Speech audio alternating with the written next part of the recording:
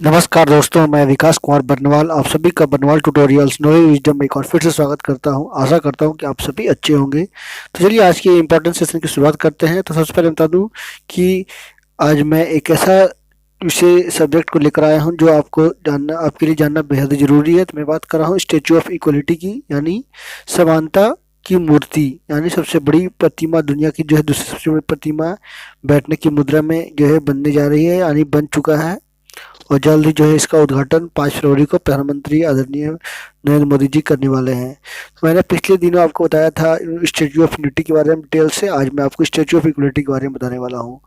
तो काफ़ी ये प्रसिद्ध व्यक्ति हैं, ऐसे व्यक्ति जिनको आज पूरा देश पूजता है, पूरा विश्व पूजने की अग्रसर है। तो इनके बारे में आज मैं डिटेल से बताऊँगा कि इनका क्यों जो है मूर्ति बनाने का क्या मतलब है, इनके बारे में क्यों हमें जानना चाहिए। सबसे पहले मैं आज आपको कुछ कहा जाए तो आज का इतिहास बता दूं कि दुनिया के जो है पहले कमर्शियल टेलीफोन एक्सचेंज का प्रचलन जो है आज ही शुरू हुआ था अमेरिका के न्यू हेवन में 1878 में। और दूसरी ओर बात की जाए तो फ्रांस के लोकप्रिय एफिल टावर का निर्माण भी जो है आज ही 1887 में शुरू हुआ था। एफिल टावर काफ़ी ऊंचा है, लगभग 324 फीट मीटर ऊंचा है। चलिए फटाफट चैनल को सब्सक्राइब कर दिए, लाइक कर दिए, शेयर कर दिए। यदि नहीं हो तो बेल आइकन प्रेस करिए ताकि और नोटिफिकेशन मिल सके। चलिए आज की इंपॉर्टेंस की शुरुआत करते हैं और जानते हैं विस्तार से इनके बारे में। बता दूं, तेलंगाना के शमशाबाद में 11वीं शताब्दी के वैष्णव संत रामानुजाचार्य की स्मृति में बनी 216 फीट ऊंची स्टैचू ऑफ इक्वलिटी का 5 जनवरी को अनावरण होगा। बैठने की मुद्रा में यह दुनिया की दूसरी सबसे बड़ी प्रतिमा है। पहली जो है थाईलैंड की बुद्ध प्रतिमा जो कि 302 फीट है। और बता दूं कि 45 एकड़ परिसर में 1000 करोड़ रुपया, सॉरी है ना, मिस्टेक हो गया, 1000 करोड़ रुपए की लागत से जो है बने इस भव्य प्रतिमा को जो है प्रधानमंत्री नरेंद्र मोदी अनावरण करने वाले हैं। इसके लिए 13 फरवरी को राष्ट्रपति रामनाथ कोविंद आंतरिक कक्ष में 120 किलो सोने से बनी संत रामानंद आचार्य की प्रतिमा और अंतरिक्ष को अनावरित करेंगे। इसके बारे में आपको विस्तार से आज बताने वाला हूँ।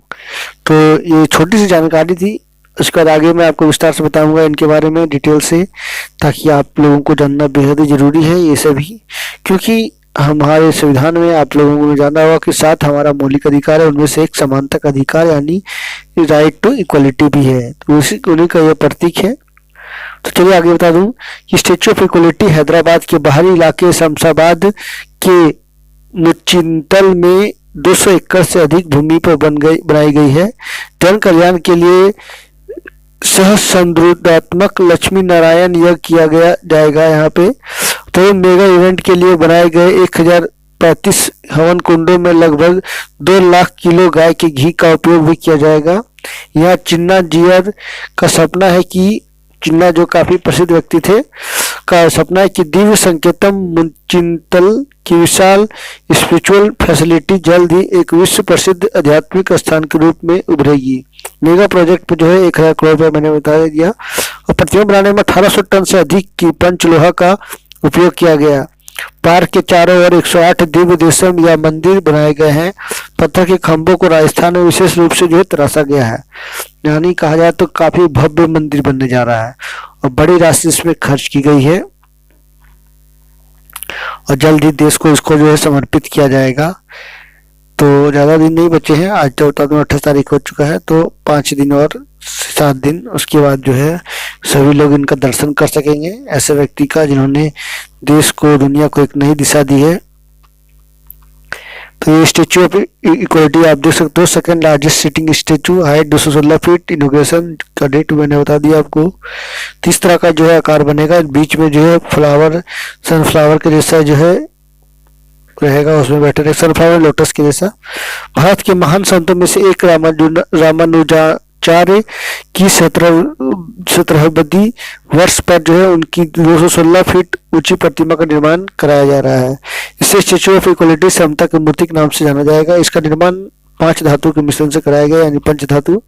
हैदराबाद के श्रीराम नगर जीवा आश्रम के समीप बनने वाली यह मूर्ति दुनिया को समानता का संदेश देगी। इसके लिए जो है इस निर्माण में कुल 1000 करोड़ की लागत आई। यह बातें ग्लोबल हिंदू हेरिटेज फाउंडेशन के संत चिन्ना जियर स्वामी ने मेडिटेरियम होटल में आयोजित एक वार्ता में जो है ये बातें कही थी।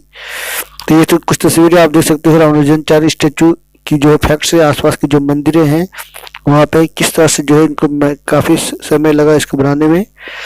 तो उन्होंने कहा है कि 1000 वर्ष पहले रामानुजाचार्य स्वामी ने भारतीय समाज में बदलाव का बिगुल फूंका था। उस वक्त समाज छुआछूत और जाति आधारित बुराइयों से जकड़ा हुआ था। वह पहले व्यक्ति थे जिन्होंने बिछड़े लोगों को मंदिर में प्रवेश करवाया था।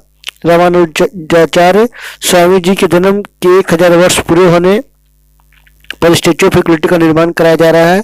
यह समानता के लिए काम करने वाले संत को सच्ची श्रद्धांजलि होगी। उन्होंने बातें कही है। जिन्ना जीयर स्वामी ने बताया कि मूर्ति के चारों तरफ 108 दिव्य आकृतियों का भी निर्माण कराया गया। यह वास्तुशिल्प की कारीगरी का अद्भुत नमूना है। निर्माण स्थल के समीप एक एजुकेशनल गैलरी का भी निर्माण कराया गया है। वहाँ अत्याधुनिक तकनीक द्वारा रामानुजाचार्य के जीवन के प्रेरक प्रसंगों को प्रदर्शित किया जाएगा। वहीं वहाँ बने मेडिटेशन हॉल में रामानुजाचार्य की 120 किलो की स्वर्ण प्रतिमा भी रखी जाएगी। मूर्ति के निर्माण का कार्य संभवतः इस वर्ष नवंबर तक पूरा जो है बात कही गति कर लिया गया है। उन्होंने बताया कि हैदराबाद से अगले वर्ष 1 फरवरी से 3 फरवरी तक रामानुजाचार्य पर आधारित अंतर्राष्ट्रीय शॉर्ट फिल्म फेस्टिवल भी आयोजित होगी। इस मौके पर GMR के T&UI के चेयरमैन BVN राव भी मौजूद थे। एक पुरानी कुछ स्टेटमेंट है जिनको मैंने कलेक्ट करके आपको बताया कि इस संस्था के माध्यम से इसको बनाया जा रहा है। 1000 करोड़ रुपए खर्च किए जा रहे हैं और उनकी स्टेचू जो है सोने की बनाई जा रही है, जो कि 120 किलो स्वर्ण से बनी होगी। तो आप देख सकते हैं कितनी भव्य मंदिर होगी, देखने योग्य मंदिर होगी। जैसे आप देखोगे तो स्टेचू ऑफ यूनिटी की, स्टेचू ऑफ इक्वलिटी आ रही है।